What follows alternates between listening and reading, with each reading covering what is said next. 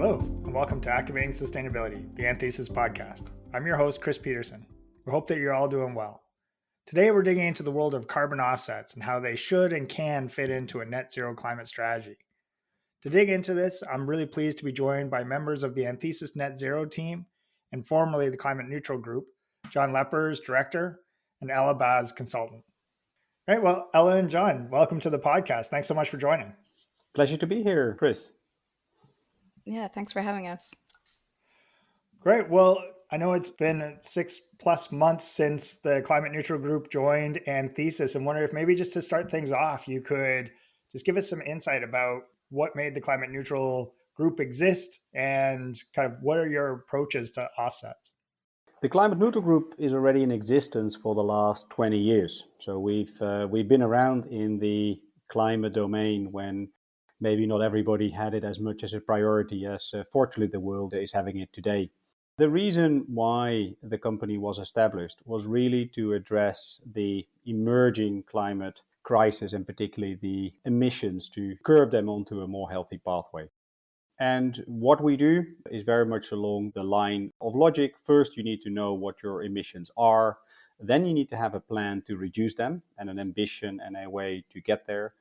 And for any remaining emissions, you can take accountability by buying offsets, that is, investing in others that are already able to reduce or sequester carbon.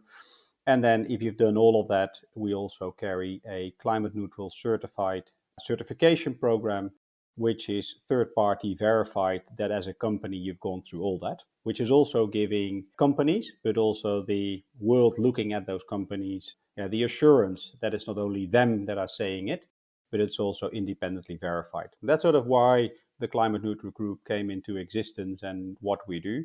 And we're very excited to join Anthesis for the reasons of access to many more markets, many more clients. And in the combination, we felt we made a much stronger partnership than what we're able to do ourselves. That's great. And I know, Ella, you're speaking to kind of clients all the time. What do you hear from clients in terms of what they're looking for from offsets? We do a lot of work on kind of net zero with a lot of our clients, and offsetting very often comes into the conversation as a part of that work. Very often clients don't have a great understanding of the whole carbon markets and the voluntary carbon market, and we help them understand that, and we get some insights from them as to what their perspective is and what their challenges are, and then speak to deep specialists like John and our colleagues at Climate Neutral Group. Yeah, and very often there's many things that they say. One of the first things is a lot of confusion around all the different terms and net zero and carbon neutrality and reductions and all that. We usually start with just a bunch of workshops as to, what is this? What is carbon offsetting? What are the carbon markets? And how would it fit in your sustainability strategy? Great. Yeah, and maybe just picking up on that point around kind of what are carbon offsets, because it feels like those have been in the news, they're somewhat controversial, et cetera. But I know from speaking to the two of you, there's a real spectrum of what makes for a quality offset versus maybe something that isn't as credible. I'm curious if maybe you could unpack that a little bit in terms of what that looks like. Not wanting to turn this into a history lesson, but sort of the carbon offsets have been around for a very long time. And it came out of an idea that, let's call it the global north, had emissions, and the global south had a capability to run programs to limit emissions, reduce or sequester carbon. That was the origin of the idea, and it was really a climate finance activity. But in addition, it was also the emitters taking accountability for the fact that they were having the emissions and also the economic growth that causes those emissions. And they had the money to also then pay for a carbon offset program to be run. That has changed and morphed into what is now the carbon offset market. In more general, a recognition that you've got parties who are emitting, they're reducing what they can, but because of either economic or financial reasons, they're not able to reduce to zero immediately. And therefore, they take accountability for those remaining emissions, they're looking to generate offsets. That's sort of the demand side of offsets. Then, of course, you also need to have a supply side. And that is, where do you then find projects that are able to reduce or sequester carbon? And are they able to do that? And can you verify that? And this market didn't come around sort of yesterday. It's been around for over 20 years in which the standards have improved. And unfortunately, as any new market that's developed, standards have to evolve. And so early on, it might have been at lesser standards than what are applied today. And a lot of the misunderstandings of the carbon offset market are also from the early days rather than from what they are today. So what's an offset? On what criteria does it need to conform? There's actually a body that's called ICROA, the International Carbon Reduction and Offset Alliance, that's been around for 10 to 15 years, and they've also set up rules. What does a carbon offset need to do? There's 6 things it needs to do. It needs to be real. Yeah, so the reduction or sequestration has to be real. It's not sort of a figment of imagination. It needs to be measurable. Yeah, so you need to understand and be able to articulate where it came from. It needs to be permanent. Yeah, so it's not something that happens today and may be lost tomorrow, but you need to show permanence. It needs to be additional. So without the financing from a carbon offset, the project or the reduction is not economically feasible or not possible at all. It needs to be independently verified. So it's not somebody that says, I've done something great, just trust me. No, you need to go through a rigorous process to get that verified. And it needs to be unique. You can only count it once, and you can't keep counting it as you go along. And if a credit conforms to these 6 rules, there is a minimum standard that they conform to. What you see is those rules are actually embodied by global registries. So there's governance around it, and 2 well-known are, for example, Gold Standard and Verra. They are currently 2 of the largest global registries. They issue rules, and they also have taken the guidance as to what an offset needs to be able to do. And that gives credibility to the buyers that if you buy an offset from those programs, that they've gone through that rigorous process and that what you're buying is indeed real and is really a quality offset. Right. Well, maybe just to help bring that into something a little bit more tangible for myself and the listeners, are there examples of offset projects that really stand out to each of you as like, oh, I love this. Like this really exemplifies what we're aspiring to do or achieve around that? Yeah, there are. When you talk about offsets, they often get grouped into different technologies that are generating the offset. So what's been around for a while are a class that's called renewable energy. And particularly if you take, for example, a least developed country, they don't have access to finance, or it might be impossible because it's not a securitized market to run, for example, a solar project. So they would like to move away from more fossil fuel electricity or energy generation into solar, but there's simply no market. And then lots of people will say in the developed world, but you know what, solar's cheap enough. It needs to be able to pay for itself. But they forget they do that against a regulated energy market where there's feed-in tariffs, where you can have insurance, where you can have lots of the things that we call normal, which are simply not available in a least developed country. And then carbon offsets are a way to finance renewable energy programs. And that's, for example, one thing that makes us very enthusiastic because it allows people to also get access to better living conditions by having electricity, which they often do not have today, whilst doing it in a way that is sustainable. Yeah, so although the technology itself is economic, there simply isn't a framework. I mean, people just don't want to put in their money because they think it's too risky. And carbon offset financing is a means to finance those projects. Other examples are methane capture from landfills. Again, if you live in the developed world, landfills are often a regulated business. They're nicely covered. Any excess sort of methane that flows from a landfill gets captured, gets turned into renewable energy. There's lots of legislation around it. In many parts of the world, that's simply not the case. And methane is a much more potent greenhouse gas than CO2. And if you're able to capture that and turn it into renewable energy, it's just a great way. And it's also, I mean, if you think about landfills, it's just the waste of our affluent way of living. And if you're able to capture the methane coming from it, which is derived from organic matter, it's just a great way of doing that. And then the question is again, but why aren't governments regulating that? Why aren't landfill operators investing? Because the infrastructure isn't there. The money isn't there. It's simply not happening unless there's carbon financing going into those projects. And then I think the third, and then I'll stop because you can see I can get enthusiastic about this topic, is reforestation. Okay? It's either afforestation or reforestation. There's many parts in the world where forests are under threat for a variety of reasons. and being able to support the reforestation or afforestation of areas. And it can also fight desertification. That's also a very well-known technique that's able to generate carbon offsets. Great. Yeah. And Ella, do you have a favorite that you point to?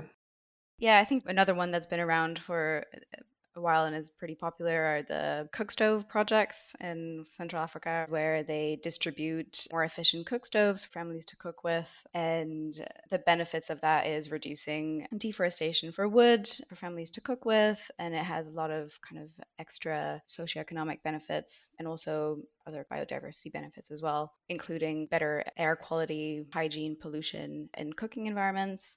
Let me build on the cook stove projects because you're highlighting correctly the respiratory issues. Yeah? Because again, what happens a lot is that the cooking actually takes place indoors in relatively small huts, poorly ventilated. And that leads to a lot of respiratory issues, both with women as well as girls who have the majority of tasks of providing food for their families. It's an interesting way to look at carbon offsets in a slightly different way because the way we provide priority to the greenhouse gas emissions, because climate is the primary element of carbon offsets, but it also allows you to address a lot of other sustainable development goals.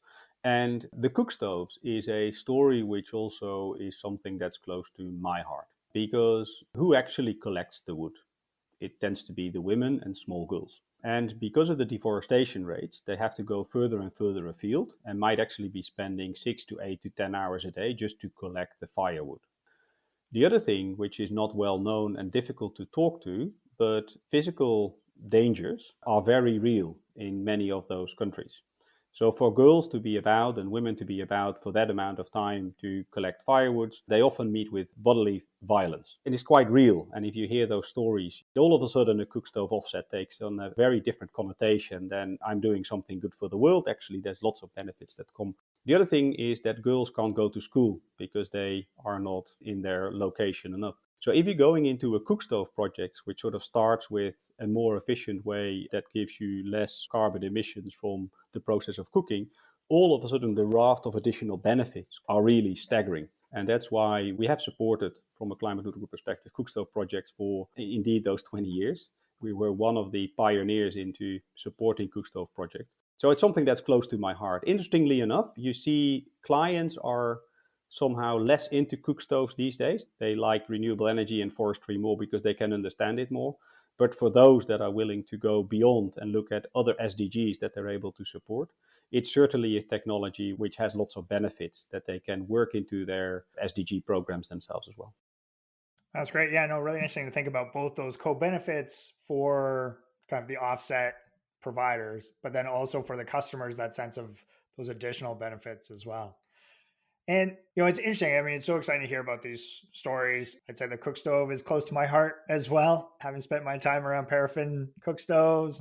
But often we hear a lot of criticisms around offset. So most recently, a number of people probably have seen the John Oliver Last Week Tonight segment on this. And I'd love to hear a little bit how you think organizations should prepare for that or steps they can take to mitigate those criticisms or set themselves up to respond to them as they go forward.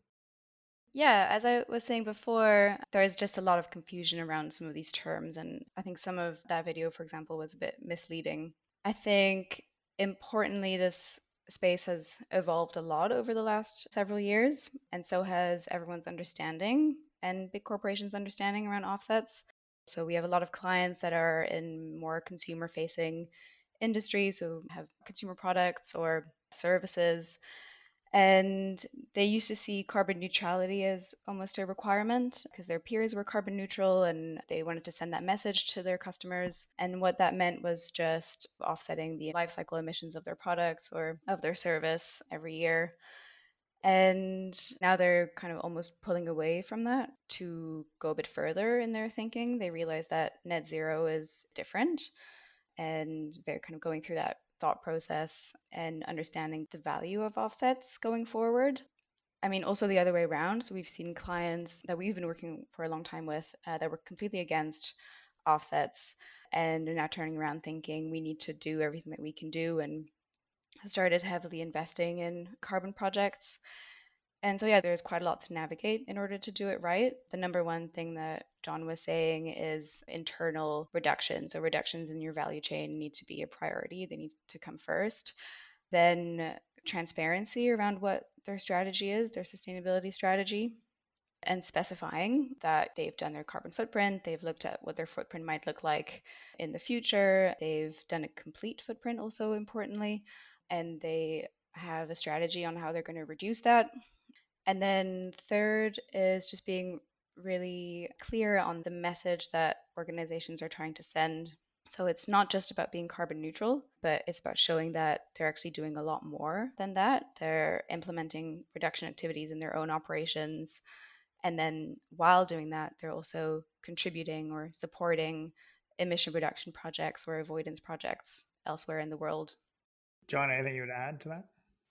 Yeah, so when you think about an offset, I think where some of the confusion came from, but I think a lot is being clarified now through lots of initiative, is that an offset is not a right to emit. And I think that's where lots of people ease their minds or out of misunderstanding believe if I buy an offset, I buy a right to emit. So if I buy more offsets, I can emit more.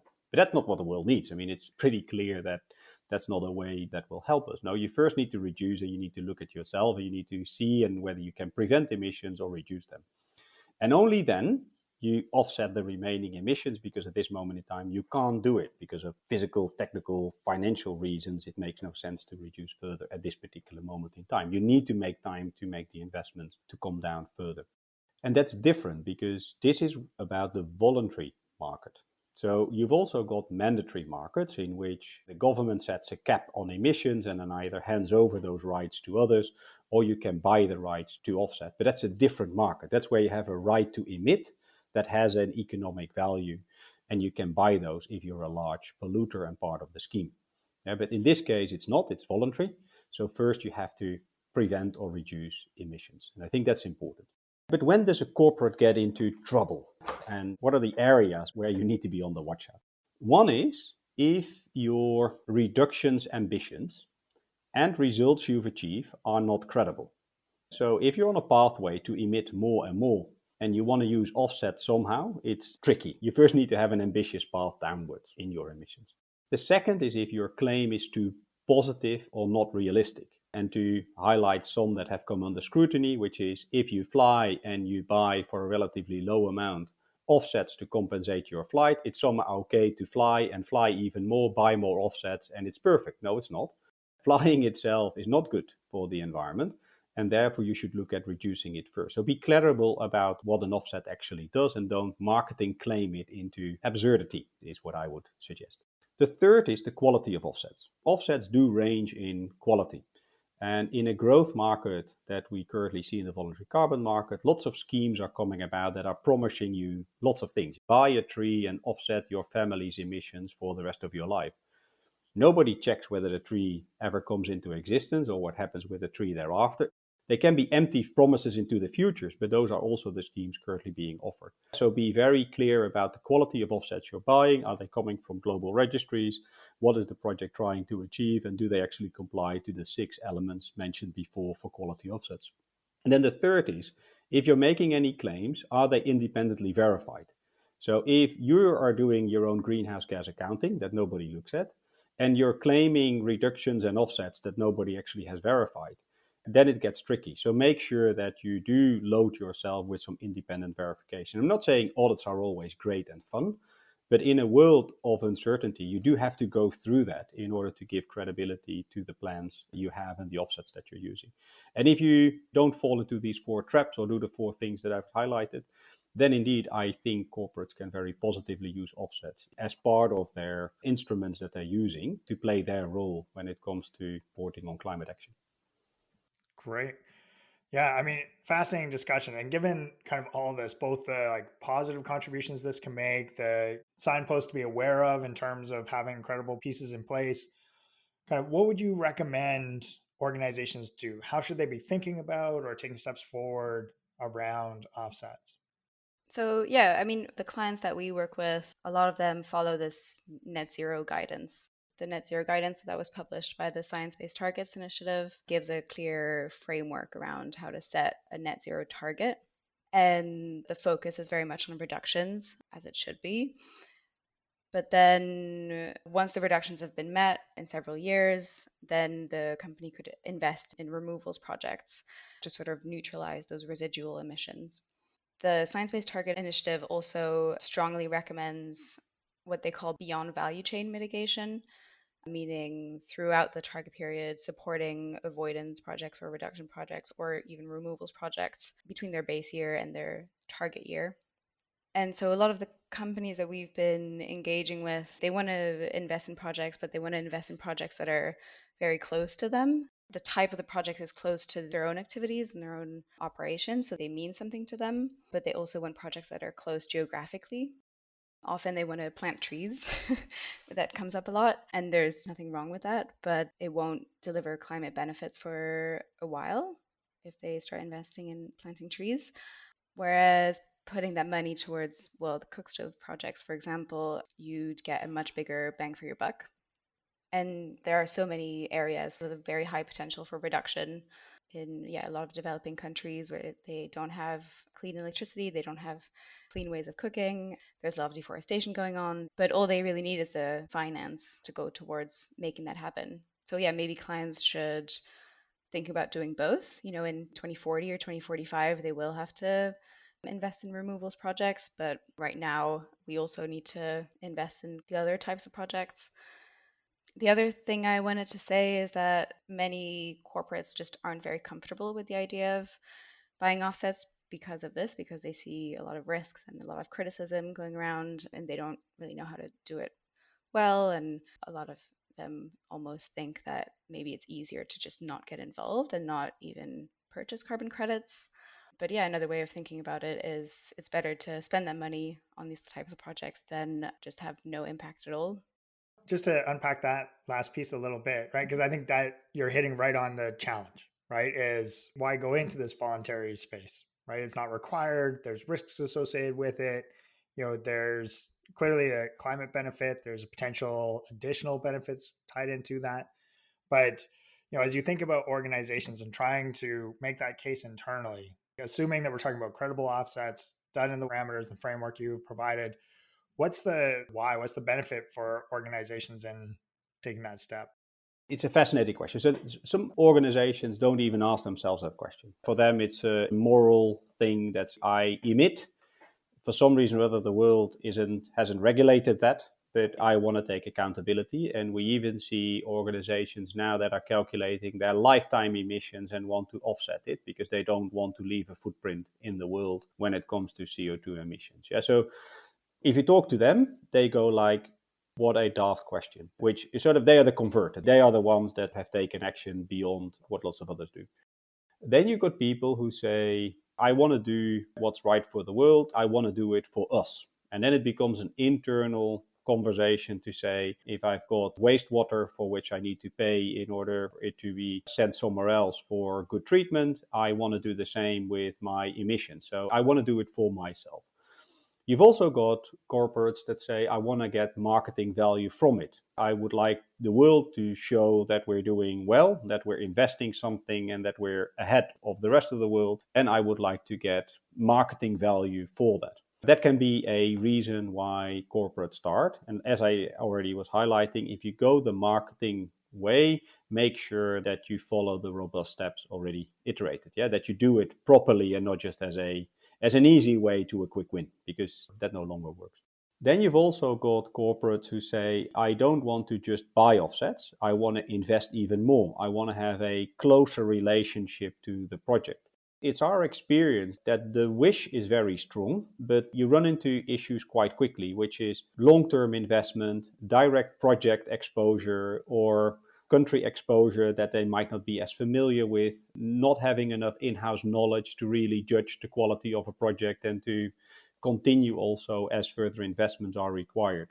So we often see that the conversation starts, I want to invest in something by myself, but very often it ends up in, I'd like to support somebody else's project because I now understand that I'm not a project developer of an African project. And so that's something which is true, but I do understand and recognize the questions coming up often, But when you go into detail, it often doesn't match their risk profile or their investment profile the corporates are looking for.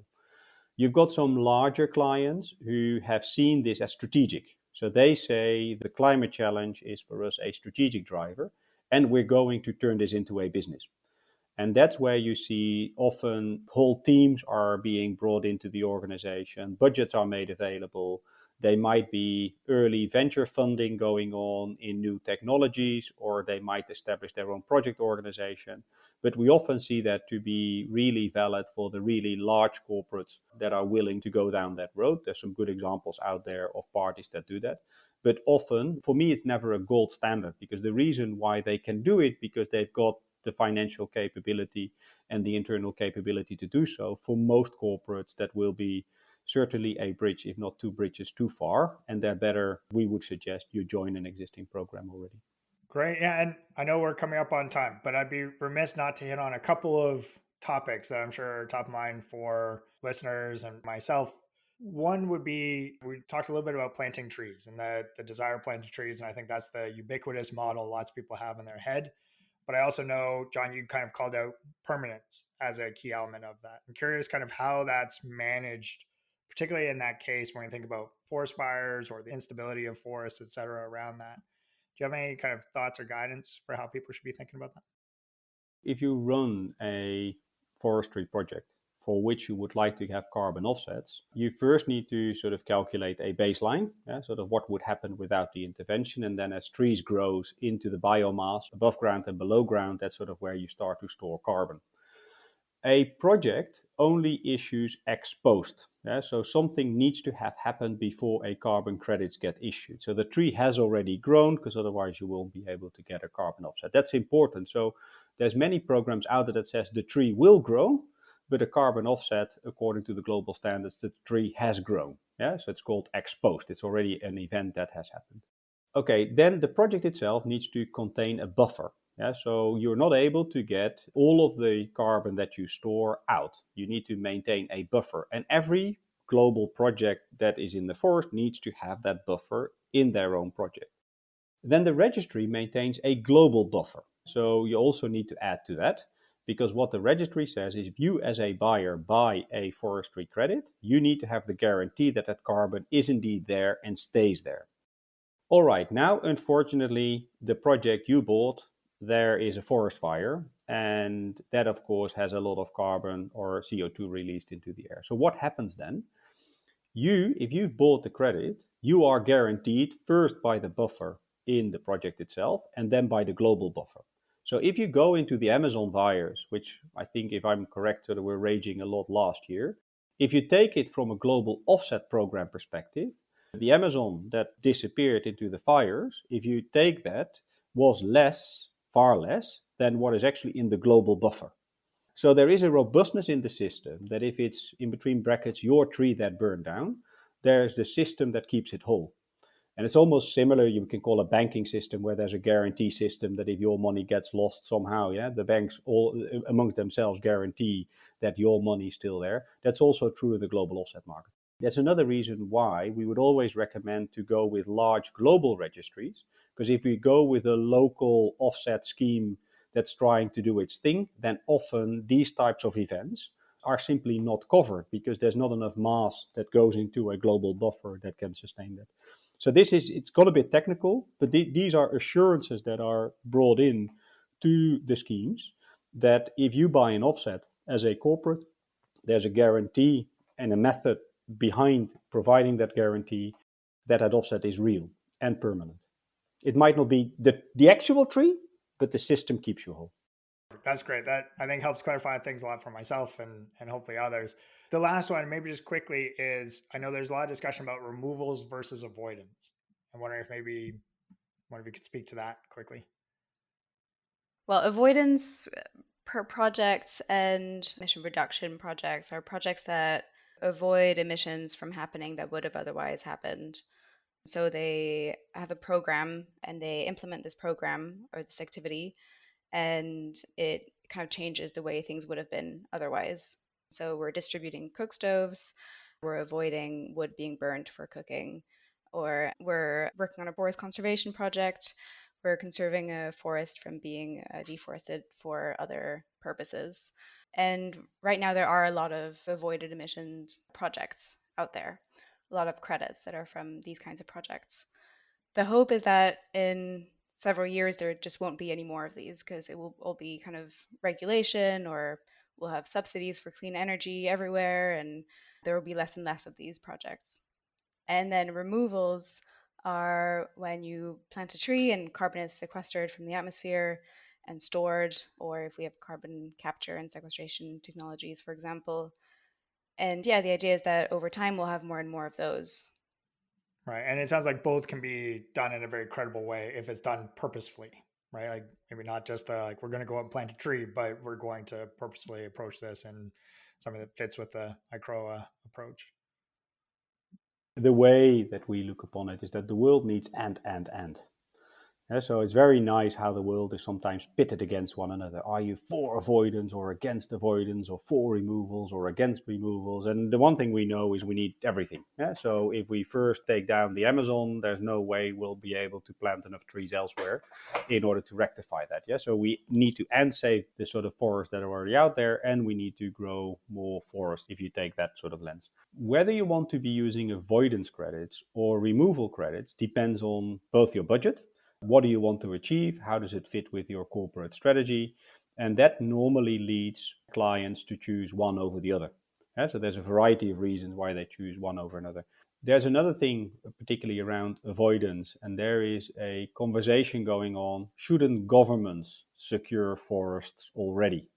Yeah, so why is it going through the voluntary carbon market to finance the activities to safeguard forest? And to be honest, I don't know. I would love governments to step up and save all of the forest and guard them and do what we all hope them to do, but they're not. So I think it's realism talking here, is that without the financing through the voluntary carbon markets, there will be less effort to safeguard our forests.